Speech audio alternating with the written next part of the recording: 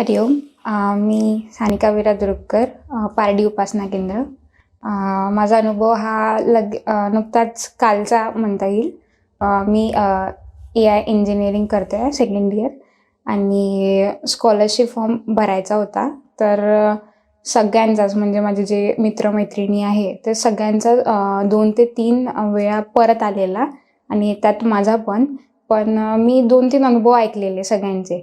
ते कसे बापूंकडे हट्ट धरतात की नाही बापू, म्हणजे वडिलांसारखे, की नाही तुम्ही हा माझा करूनच द्या.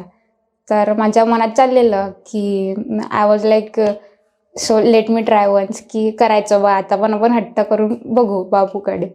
तर मी नुकताच तो फॉर्मला फक्त विभूती लावली दोन्ही फॉर्मला, आणि म्हटलं बापू प्लीज आज तर तुम्ही माझा हा फॉर्म सबमिट करूनच दे. तर मी कॉलेजमध्ये गेले आणि बापूला म्हटलं प्लीज तू माझं म्हणणं आज ऐक, असं हट्ट म्हणून. आणि तिथे फॉर्म भरायला मी काउंटरजवळ गेली. माझ्या सोबती माझे 5-6 जण होतो आम्ही, 3-4 मैत्रिणी लोक होते, मित्र, आम्ही सगळे असं. तर त्यापैकी सगळ्यांचा फॉर्म वापस आला, पण नुकता एक फॉर्म सबमिट झाला, तो माझा होता. पण बापू म्हणजे आई वडिलाप्रमाणे जसा प्रेम करतो तसं आपले सगळे हट्ट पण पुरवतो. तर खूप खूप धन्यवाद. हरिओम.